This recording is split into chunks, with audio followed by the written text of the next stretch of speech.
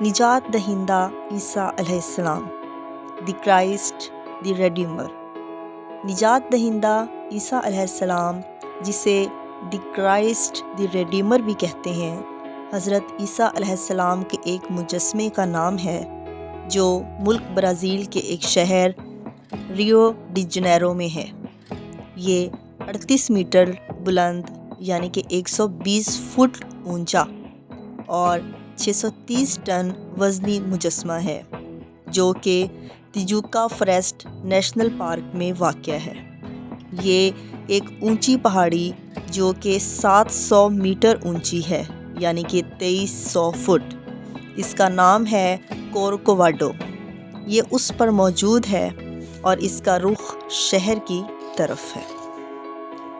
Corcovado پہاڑ کی چوٹی پر ایک بڑا مجسمہ بنانے کا خیال پہلی بار سن 1850 کی دہائی کے نصف میں پیش کیا گیا، جب ایک کیتھولک پادری پیڈرو ماریا بوس نے شہزادی ایزابل سے درخواست کی کہ وہ ایک مذہبی یادگار بنانے کے لیے پیسہ فراہم کریں۔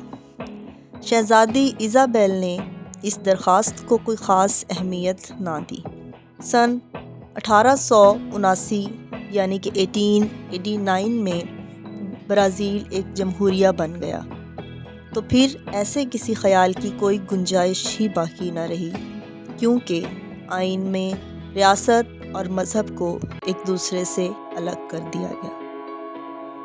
رائیو ڈی جنیرو میں آباد کیتھولک فرقے کے ایک حصے نے 1921 میں دوسری بار اس خیال کو پیش کیا اور اپنے خیال کی حمایت میں ایک خاص ہفتے کا اہتمام کیا، جس میں حضرت عیسیٰ علیہ السلام کا مجسمہ بنانے کے لیے حمایتی دستخط بھی کروائے اور مالی تعاون بھی مانگا گیا۔ مالی تعاون میں زیادہ تر برازیل میں رہنے والے کیتھولک فرقے نے حصہ لیا۔ جب مجسمہ بنانے کے لیے تصورات طلب کیے گئے تو کسی نے یہ تجویز دی کہ حضرت عیسیٰ علیہ السلام کو ہاتھ میں دنیا کا گولا تھامے ہوئے دکھایا جائے۔ کسی نے کہا کہ ایک بڑے پائیدان پر دنیا کا گولا بنا دینا ہی کافی ہے، تاہم جو تصور اتفاق رائے سے منتخب ہوا وہ یہ تھا کہ حضرت عیسیٰ علیہ السلام کو فضا میں بازو پھیلائے ہوئے دکھایا جائے۔ یہ تصور ایک مقامی مہندس انجینئر ہیٹر دا سلوا کوسٹا نے پیش کیا۔ مجسمہ ڈھالنے کا کام پال لینڈوسکی نے کیا، جو کہ ایک فرانسیسی مجسمہ ساز تھا۔ مہندسوں کی ایک جماعت نے لینڈوسکی کی تجویز پر غور کرنے کے بعد یہ فیصلہ کیا کہ صلیب سے مشابہ مجسمے کو فولاد کی بجائے اضافی طاقت والے کنکریٹ سے تیار کیا جائے۔ مجسمہ تعمیر کرنے کی ذمہ داری جن لوگوں کے سپرد کی گئی وہ کئی سال تک مجسمے کے قریب لکڑی کے ایک عارضی کمرے میں مقیم رہے۔ تعمیری ساز و سامان پہاڑی پر لے جانے کے لیے ریل کی خصوصی پٹڑی بنائی گئی۔ آج اس پٹڑی کے ذریعے ریل سیاحوں کو چوٹی پر لے جاتی ہے۔ مجسمے کی بیرونی سطح سوپ سٹون یعنی کہ سنگ صابن سے بنائی گئی ہے۔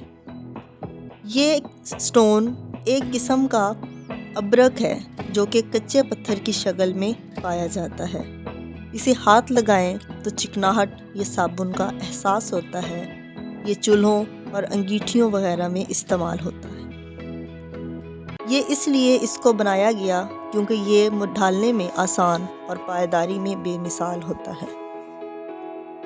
مجسمے کی تعمیر میں 9 سال کا عرصہ لگا، یعنی کہ سن 1931 میں اسے عوام کے لیے کھول دیا گیا۔ 12 اکتوبر سن 1931 کو جب عوام کے لیے یہ کھولا گیا تو اس کی بے حد پذیرائی ہوئی۔ تاحال اس مجسمے کے معیار کو قائم رکھنے کے لیے کئی اصلاحات کی جا چکی ہیں۔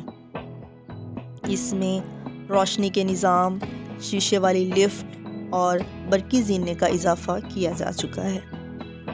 اب بوڑھے لوگ اس تک بآسانی پہنچ سکتے ہیں، ورنہ سن 2002 تک ہر کسی کو 220 سیڑھیاں چڑھنی پڑتی تھیں۔ یہاں پر غسل خانوں، کوڑے کے ڈبوں اور پارکنگ کے نظام کو بہتر بنانے پر بھی کام ہو رہا ہے۔ فروری سن 2008 میں ایک گرجدار طوفان نے رائیو ڈی جنیرو میں بہت تباہی مچائی۔ مجسمے کے مقام پر بھی بجلی گری، لیکن سنگ صابون کی بیرونی سطح نے اسے کسی بھی نقصان سے محفوظ رکھا، کیونکہ یہ پتھر بجلی کے لیے ایک غیر اصالی عنصر ہے، یعنی کہ نان کنڈکٹر ہے۔ آپ کو میری یہ ویڈیو پسند آئی ہو تو میری ویڈیو کو شیئر کریں، لائک کریں اور میرے چینل کو سبسکرائب کریں۔ اللہ حافظ۔